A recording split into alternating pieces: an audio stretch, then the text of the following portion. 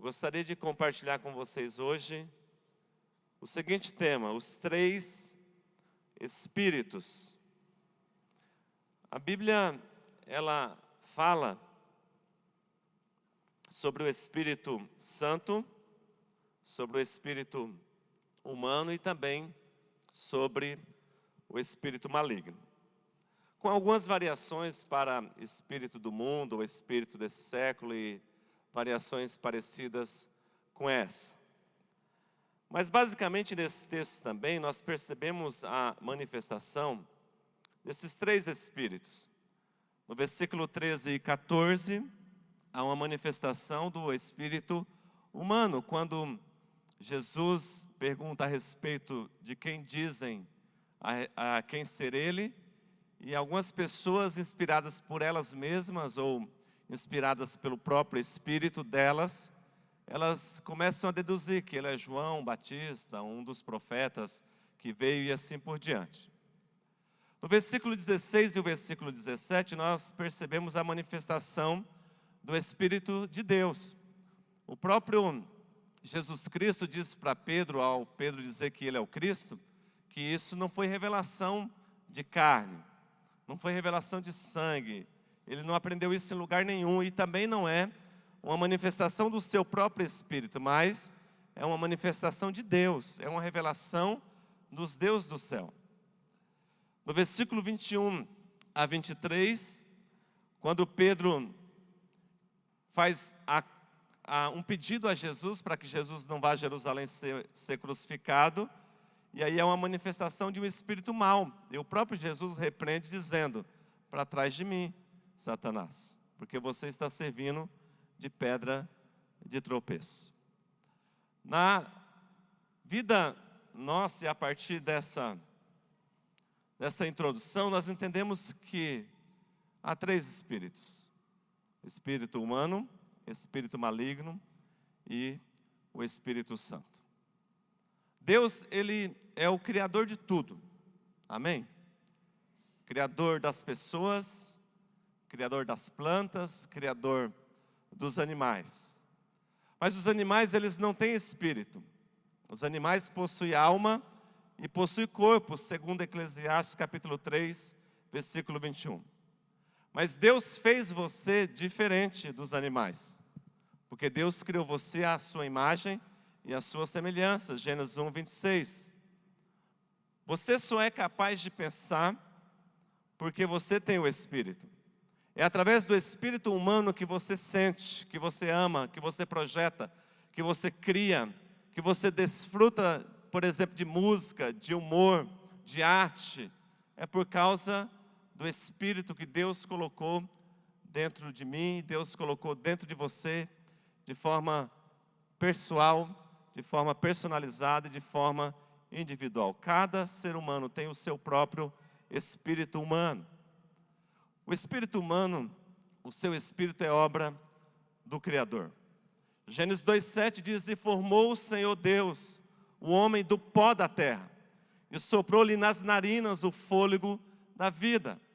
Quando Deus criou o seu corpo, Ele pega o barro e utiliza das suas mãos para formar você. Mas quando Deus queria que você levantasse, Ele assoprou em você o fôlego de vida. Ele assoprou o Espírito. O seu Espírito é a sua parte imaterial. É aquilo que o Supremo Deus insuflou em você. E quando Ele faz isso, Ele transmite a você vida. Ele transmite a você o movimento e a capacidade de ir e vir. E mais, quando Ele sopra dentro de você o Espírito humano, o Espírito dEle, o sopro dEle, Ele faz com que você se pareça com Ele, a sua imagem e a sua semelhança. O seu Espírito é a sede de suas qualidades espirituais. O seu Espírito não tem vida própria. Efésios capítulo 2, versículo 5 diz que, estando nós ainda mortos em nossos delitos, nos vivificou juntamente com Cristo. Sem Jesus, o seu espírito está morto espiritualmente. Para que o seu espírito seja mantido vivo, você deve se converter a Jesus Cristo. E quem sabe você que ainda não se converteu, quem sabe o teu espírito ainda está morto, Deus pode fazer com que o seu espírito viva e o nome dele é glorificado e você comece um relacionamento com ele a partir dessa noite em nome de Jesus. Para que o teu espírito vivificado mantenha-se vivo, você precisa nutri-lo com alguns alimentos, por exemplo, louvor, palavra, oração, manifestação da fé, do contato e da comunhão com o Deus Todo-Poderoso. Essas coisas renovam você constantemente em Deus, diante de Deus, para a glória de Deus. Eu começo a pensar, por que Deus te deu um espírito humano? Embora fica estranha essa frase, né? Espírito humano. Porque como é que pode ser espírito e como é que pode ser humano? Mas na verdade essa é a nomenclatura mesmo que a gente utiliza. Por que é que Deus te deu um espírito humano e não apenas corpo e mente? A Bíblia responde isso da seguinte maneira. Em João capítulo 4, versículo 24. Deus é espírito. E importa que os seus adoradores o adorem em espírito e em verdade. Para ter contato com Deus que é espírito, você também tem que ser espírito. Não ouvimos a voz de Deus com os nossos ouvidos físicos. Não o vemos com os nossos olhos da carne. O contato nosso com Deus é possível apenas através do nosso espírito com o próprio Deus. Eu acho interessante Romanos capítulo 8, versículo 16, que diz que o Espírito Santo, com letra maiúscula, testifica com o nosso espírito que somos filho de Deus. A única maneira de haver um relacionamento seu e Deus é quando o teu espírito é vivificado em Cristo Jesus e você pode ter relação com o Espírito Santo e com o próprio Deus. O seu espírito representa a sua natureza, a sua própria natureza. E manifesta também a natureza do seu caráter. Há pelo menos 3 pecados que você pode cometer no seu espírito. Primeiro, é o pecado do orgulho. Orgulho é a arrogância de viver ou pensar de si mesmo mais do que é. Um outro pecado possível de ser cometido com o espírito é a rebeldia. É quando o espírito humano não escuta a palavra de Deus e nem obedece o Deus Todo-Poderoso. O terceiro pecado, e talvez o mais grave, é a idolatria. É quando o seu espírito adora qualquer ser, qualquer objeto ou qualquer coisa que não seja Deus. E quando o seu espírito luta, mas perde, você então acaba se tornando vítima dos seus sentimentos e apetites carnais. Aí esse estado de vida é chamado na Bíblia de morte espiritual. E aí faz-se necessário um novo nascimento. Jesus está aqui para nos fazer nascer de novo nessa noite. Aleluia. Espírito Santo. O seu espírito humano tem 5 sentidos. Primeiro é fé. Você não sente fé ou tem fé com a carne. A fé é algo relacionado ao teu espírito, não ao corpo, não à alma. Essa fé que vem por ouvir a palavra, essa fé está relacionada ao seu sentido espiritual, se relacionando com o Espírito de Deus. Um outro sentido do teu espírito é a esperança. A esperança que sentimos na vida e pela vida e para a vida está ligada ao teu espírito. Essa esperança ligada no espírito que nos fortalece, que faz com que a gente siga em frente, mesmo quando tudo está errado. É por isso que a gente precisa ter força no espírito para ter esperança de que dias melhores virão. Se o teu espírito está fortalecido na fé, na esperança em Deus, é uma convicção interior, é algo dentro do teu coração que inunda o teu ser, e de alguma forma você sabe que tudo no final vai dar certo. Aleluia por isso. Esperança. Um outro sentido do Espírito é a devoção. É uma dedicação a Deus. Devoção é um encontro diário com Deus. É um momento íntimo entre você e o Criador, entre o teu espírito e o Espírito Santo. É um encontro espiritual. É quando o seu espírito entra em contato com Deus. Um outro sentido do Espírito é a reverência. Reverência é o sentimento de respeito, de amor e de humildade diante de Deus. É quando você chega na casa de Deus e se prostra e reconhece: Jesus Cristo é o Senhor e Ele está neste lugar. Entramos nos seus atos com ações de graça, mas tiramos a sandália dos pés, porque o lugar que está é bom, é maravilhoso e é santo, porque aquele que habita aqui é 3 vezes santo, como diz o profeta Isaías na sua visão. Santo, santo, santo é o Senhor dos exércitos. Reverência. Reverência. Um outro sentido é a adoração. Adoração é a honra prestada a Deus. É exaltar a grandeza e a glória de Deus. Adoração é entender que Deus habita nos meios dos louvores.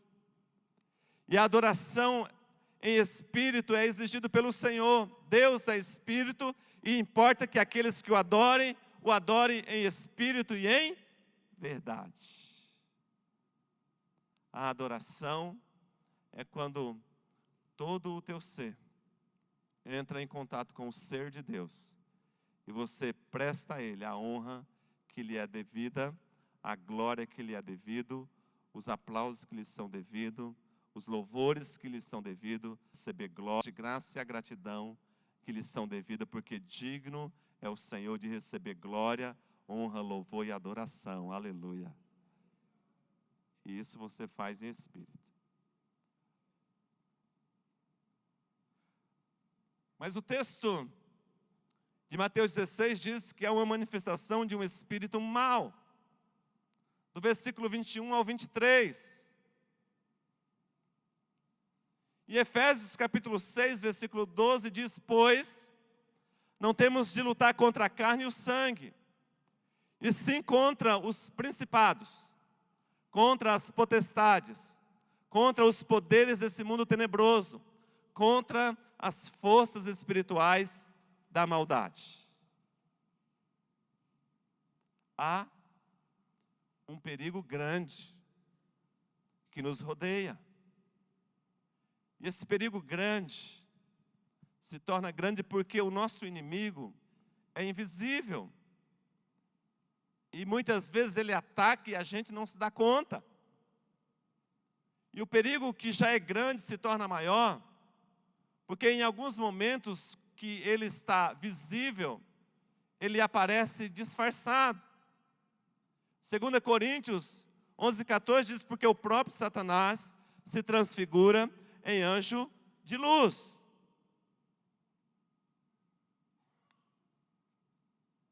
Aí a gente começa a pensar a respeito do tipo de batalha espiritual que o nosso espírito está envolvido. Nós temos um inimigo, certo? Temos um adversário. E a Bíblia diz que ele é maligno, que ele é mau. Mas ele é invisível. Você não o vê, você não o enxerga. Então isso torna ele extremamente perigoso. E quando ele se manifesta, em muitos momentos ele se manifesta com aparência positiva, como anjo de luz. O que os espíritos maus fazem? Primeiro, ele incita você a pecar. Isso é óbvio, né? Qual é o maior deleite do inimigo? Fazer você pecar. Mateus capítulo 4, versículo 1 a 4, diz assim: então foi conduzido Jesus pelo Espírito ao deserto, para ser tentado pelo diabo. E chegando-se a ele o tentador, disse: Se tu és o Filho de Deus, mande que essas pedras se tornem em pães. Nem mesmo o Filho de Deus, Jesus Cristo, ficou sem ser tentado pelo espírito maligno. Todos nós, sem exceção, também somos e com certeza continuaremos sendo tentados. Sabe por quê?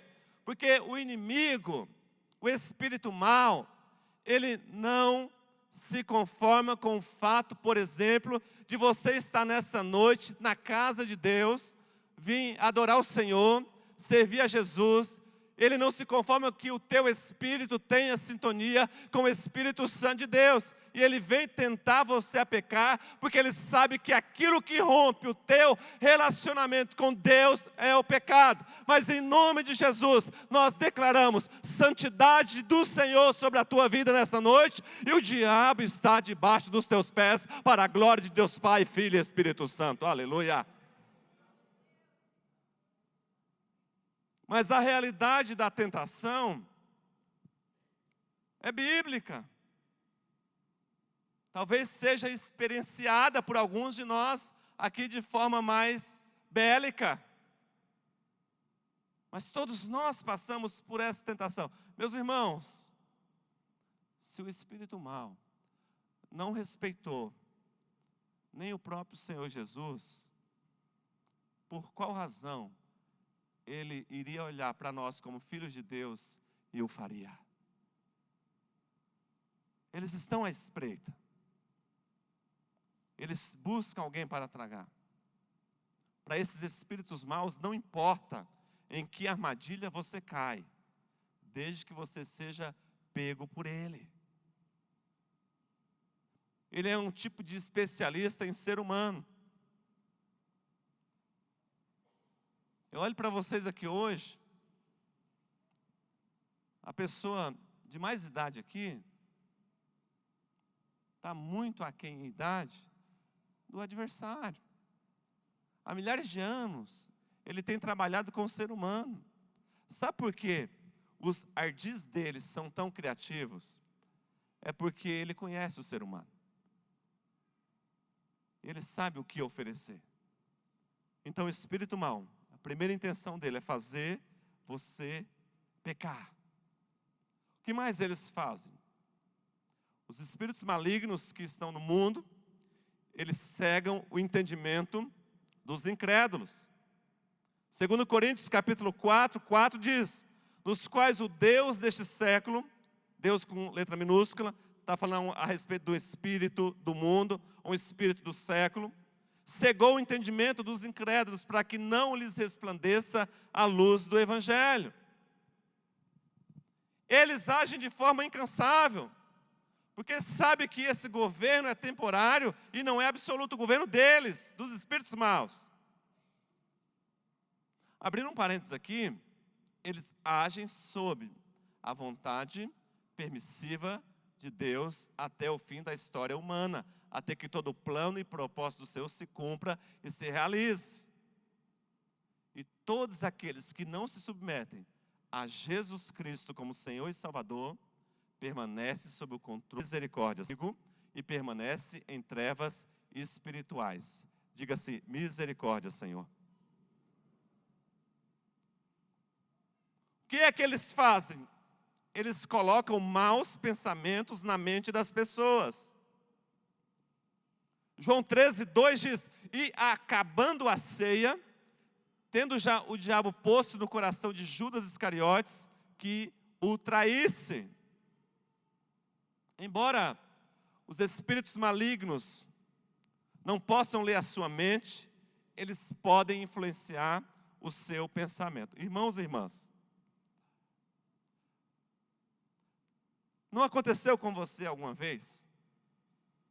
Ou quando você estivesse sozinho ou em companhia, vir um pensamento na sua cabeça, e você ficar inculcado com aquilo e pensar: meu Deus, de onde é que veio isso? Às vezes é um pensamento tão absurdo, tão fora do padrão bíblico, tão fora até mesmo do seu próprio caráter e da sua personalidade, que você se impressiona e diz, isso não pode ter vindo de mim. Isso só pode ter sido o inimigo.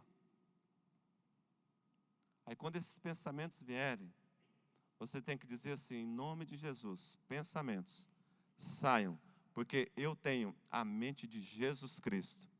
Em nome de Jesus, sobre os meus pensamentos, está a proteção do capacete da salvação.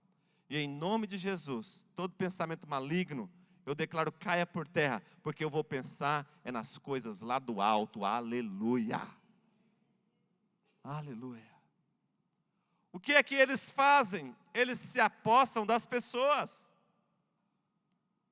Na Bíblia há relatos de espíritos maus que assumiram o controle de humanos.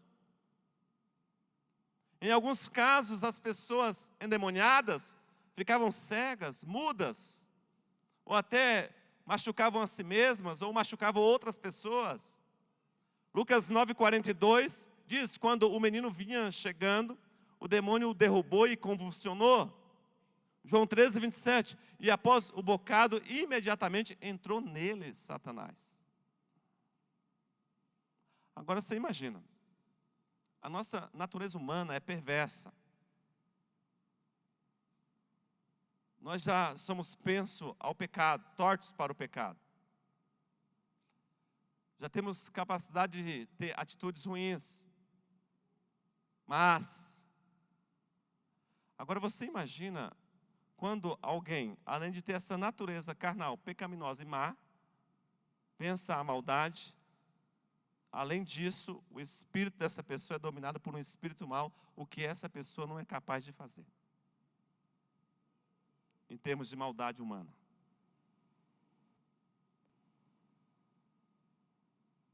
Ele se aposta das pessoas. Pessoas são manipuladas por Satanás para que os maus propósitos e desígnios do próprio Satanás se cumpram na terra. E os espíritos precisam de um corpo para atuar. Desde lá de Gênesis, quando usou a serpente, é assim. Eles precisam de um corpo para manifestar. Assim como Deus optou, pela sua soberania, poder e vontade, usar um corpo. E o corpo que Cristo usa é o seu corpo.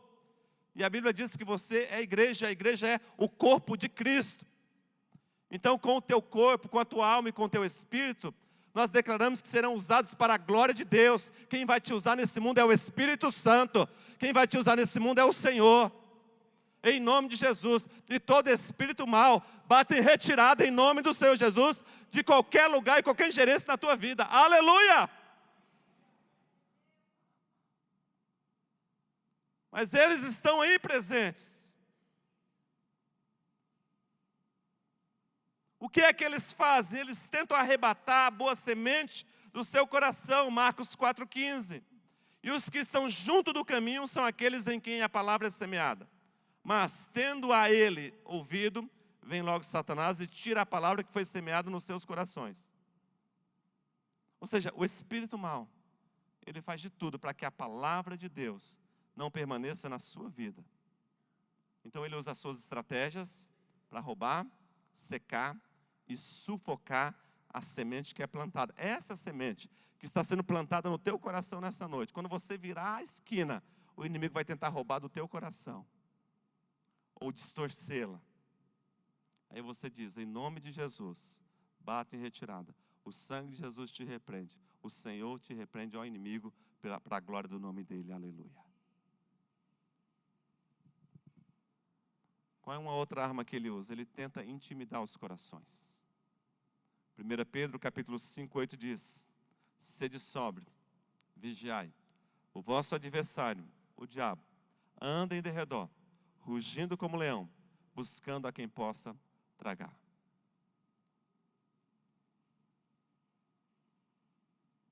Eu acho extraordinário Pedro aqui.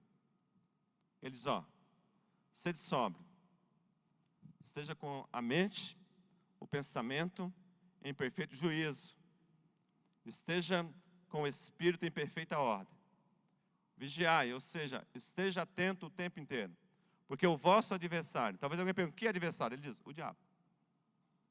O que tem ele? Ele anda ao derredor. Ao derredor. Fazendo o quê? Rugindo como leão. Olha que interessante, rugindo como? Não é sendo. Porque o leão é Jesus, o leão da tribo de Judá. Aleluia, ele imita. Buscando a quem causar medo. Qual que é a estratégia dele? Intimidação. Causar medo. Causar pavor. Pânico. Desespero. Mas nessa noite, a Bíblia diz que os espíritos maus não podem te atormentar. Porque a Bíblia diz que Jesus não te deu um espírito de medo e de covardia, mas um espírito de fortaleza. Ele te deu o Espírito Santo para você encarar a vida e os desafios da vida, sabendo que maior é Deus que está com você, que maior e mais poderoso é Deus que está na tua frente, que maior é o Senhor que morreu e te salvou. Aleluia por isso. O que eu entendo pela palavra de Deus, irmãos e irmãs, é que o espírito humano, com o poder do Espírito Santo, pode vencer o espírito mau. O teu espírito humano, revestido com o poder do Espírito Santo, pode vencer os espíritos malignos. Aleluia por isso. Aleluia. Como? Primeiro, sujeitando a Deus. Tiago 4:7. Usar a armadura de Deus, Efésios 6:10. Deixar a mentira, Efésios 4:25. Não dizer palavra torpes, Efésios 4:29. Palavra torpe é palavrão, viu, gente? Não entristecer o espírito, Efésios 4:30. Não deixar o mal entrar em você, Efésios 4:31. Viver uma vida de amor com os outros, Efésios 4:32. Imitando a Deus, Efésios 5:1. Deixar a impureza, Efésios 5:3. Praticar a justiça e a verdade, Efésios 5:8. Andar prudentemente, Efésios 5:15. Sabe por que eu faço questão de citar essa referência para você? Porque uma coisa é você dizer em nome de Jesus, sai. Realmente sai. É o poder do nome de Jesus que vai empurrando. Mas esse sai, volta, precisa parar. E como é que para? Quando a gente pratica essas disciplinas de espiritualidade na nossa vida diária. Contra essas coisas, o inimigo não pode. É usar a autoridade sim, conforme está em Lucas 9:1. Mas praticar isso que a palavra diz. Amém, irmãos? Amém?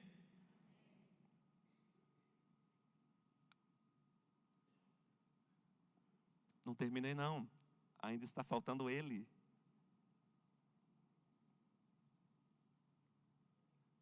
O maravilhoso. O belo. O poderoso.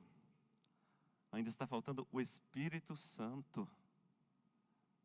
Para você ter uma ideia da importância do Espírito Santo na Bíblia, somente no Novo Testamento, ele é mencionado quase 300 vezes.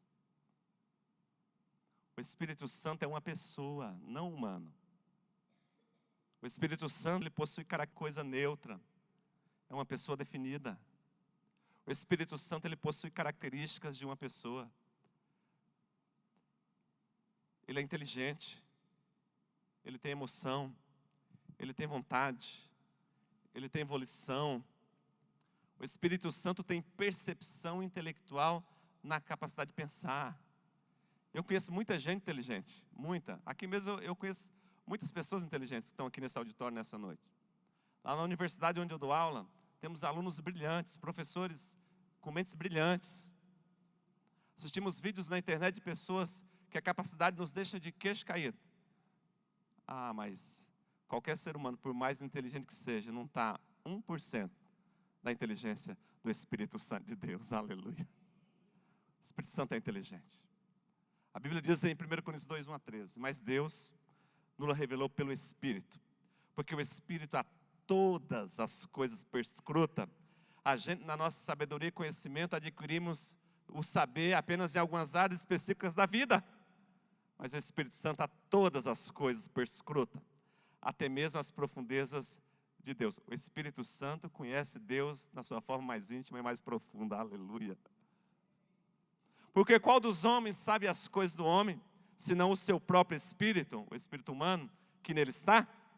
Assim também as coisas de Deus, ninguém as conhece, senão o Espírito de Deus. Ora, nós não temos recebido o Espírito do mundo, graças a Deus, aleluia.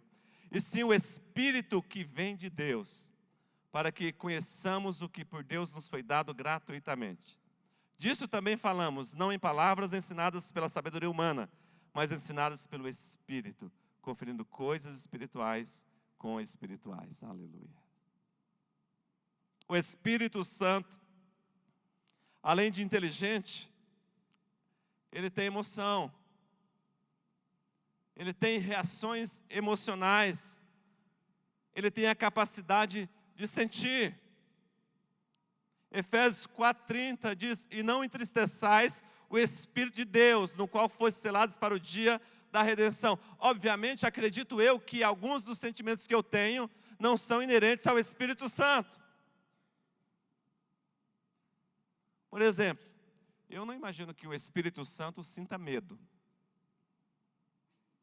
Você consegue imaginar o Espírito Santo com as pernas bambas, olhando uma situação e com as pernas bambas de medo ou tremendo de medo? Eu não consigo imaginar o Espírito Santo assim, não. Mas tem alguns sentimentos que ele tem. Um dos textos que eu acho extraordinário em Romanos diz: pelo amor do Espírito, o Espírito ama. Um outro texto diz que ele sente ciúmes de você. O Espírito Santo, ele pode ser entristecido. Eu fico a imaginar que Deus é esse, que é tão forte, tão poderoso, mas por algumas atitudes pecaminosas da minha parte, causa nele, por um período de tempo, um pouco de tristeza. Não por ele, mas tristeza por você, tristeza por mim. A tristeza dele é por causa dos nossos erros, das nossas falhas. O Espírito Santo, ele tem determinação volitiva, ou capacidade de escolher. A Bíblia diz em 1 Coríntios 12:11, mas um só e o mesmo Espírito realiza todas as coisas, distribuindo-as como lhe apraz, a cada um individualmente. O Espírito distribui as coisas conforme lhe apraz. Distribui dons, distribui habilidades, distribui bênçãos, conforme lhe apraz. Quantas vezes nós tentamos driblar o Espírito Santo e na nossa oração a gente faz os pedidos a Ele? Por exemplo, Ele já determinou que eu tivesse determinado dom. E aí eu, um pouco insatisfeito, queria que Ele me desse outro. E não o que eu tenho. Vai orar até secar a garganta. Porque é conforme lhe apraz. Ele realiza todas as coisas conforme lhe apraz. O Espírito Santo, ele possui propriedades qualitativas ou atributos. E essas propriedades não foram adquiridas ou acrescentadas a ele, mas essas propriedades são pertencentes. Tem coisas que você adquire, tem coisas que alguém acrescenta na tua vida, mas tem coisa que é sua. E o Espírito Santo é assim também. Por exemplo, um atributo dele é a imutabilidade. Ela é a própria do Espírito Santo. Significa que ele está livre de toda e qualquer mudança. Diz que tudo o que se diz a respeito dele como Deus Espírito é perfeito e imutável. O Espírito Santo não muda. A eternidade também é uma qualidade do Espírito Santo. Hebreus 9,14 diz que ele é o Espírito eterno. Nós cantamos nessa noite uma canção, agora há pouco, sobre a eternidade. Sobre o reino que é eterno. O reino só é eterno porque o rei é eterno. O possuidor, idealizador do reino é eterno, que é o Senhor Deus Todo-Poderoso. O Espírito Santo é eterno. Ele transcende a todas as limitações temporais. O Espírito Santo, ele é infinito. Ele é imenso. Por infinidade, entende-se que a sua existência não tem fim. Nada confina o Espírito Santo no espaço. nada confina o Espírito Santo no tempo. Por imensidade, nós compreendemos que o Espírito Santo é total, ele é pleno, ele não se divide, mas pode estar presente em toda parte, com todo o teu ser, ao mesmo tempo. O Espírito Santo é maravilhoso, aleluia. Aleluia. Ele é Deus. E um dos atributos que eu acredito que a própria Trindade valoriza no Espírito é a santidade. A Bíblia diz que Jesus é santo, amém? A Bíblia diz que Deus é santo, amém? Mas apenas o Espírito tem no seu nome e sobrenome a palavra santo, Espírito Santo. Ele é santo. Embora você possa sentir e ter uma santidade relativa na vida, com a graça de Deus, ao renunciar ao pecado, a vencer as tentações, essa santidade que você tem é relativa. Eu acredito que o homem mais santo do mundo, de todas as épocas, a santidade dele é relativa, porque santidade absoluta pertence ao Espírito Santo de Deus. Apenas Ele está intrínseca no seu ser, na sua pessoa, na sua personalidade, está intrínseca no seu próprio nome. O Espírito Santo esteve presente na criação. A Bíblia diz que a terra era sem forma e vazia, e de repente na escuridão um raio de esperança. O Espírito Santo se manifesta. O Espírito Santo esteve presente na ressurreição de Jesus Cristo. Da mesma forma, quando todo ser humano nasce de novo, é obra e ação e presença do Espírito Santo. O Espírito Santo é quem provê a vida, lá em Gênesis, é quem provê a vida na ressurreição de Cristo, é quem provê a vida quando um crente se torna cristão e nasce de novo, é quem provê a vida espiritual. O Espírito Santo provê para uma pessoa, provê para a igreja, provê para você e para a tua família nessa noite, vida plena e abundante, vida do céu, aleluia por isso. E sabe qual é a boa notícia? É que Ele está presente na igreja nesta noite. Cristo prometeu aos seus discípulos que receberiam poder lá do alto, Atos capítulo 1, versículo 8. E o Senhor identificou esse poder do alto, ou essa experiência, dizendo-lhes que eles seriam batizados com o Espírito Santo, Atos 1:5. Então, Atos 2, o que é que acontece, meus irmãos?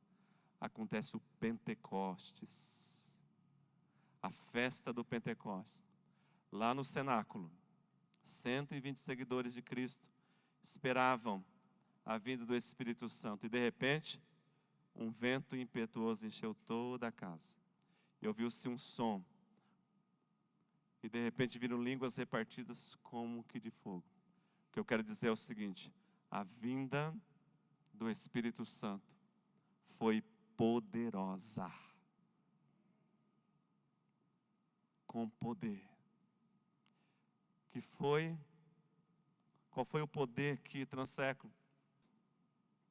Qual foi a razão de tantos milagres operados na igreja do primeiro século? Como é que se explica a divulgação do Evangelho tão rápida nesse tempo? Iniciando um movimento que perdura até hoje. A resposta é obra do Espírito Santo de Deus. Eu quero te apresentá-lo melhor nessa noite. O Espírito Santo, ele fala, Apocalipse 2:7. O Espírito Santo intercede, Romanos 8:26. O Espírito Santo ensina, João 14:26. O Espírito Santo guia e conduz, Romanos 8:14. O Espírito Santo chama as pessoas e os comissiona, Atos 13:2. O Espírito Santo convence o mundo, João 16:8. O Espírito Santo santifica, 1 Pedro 1:2. O Espírito Santo capacita você, Atos 1:8. O Espírito Santo consola, João 14:16.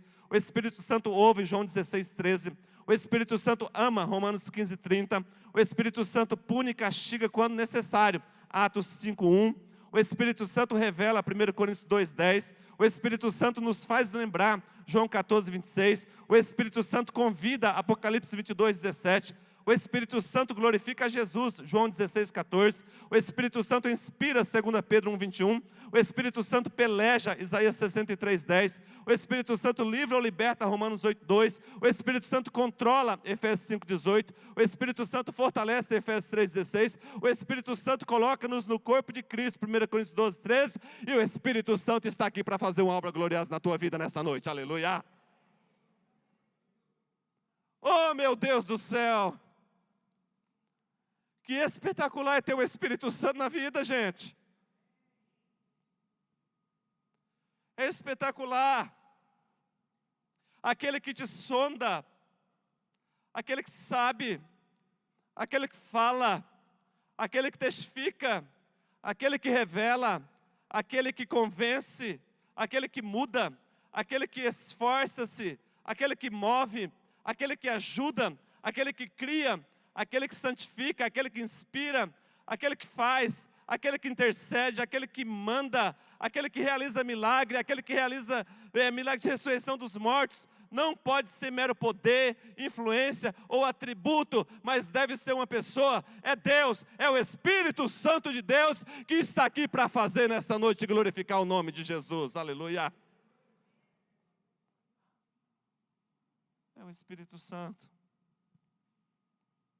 É o Espírito Santo do Deus vivo e todo poderoso. O espírito humano você já é.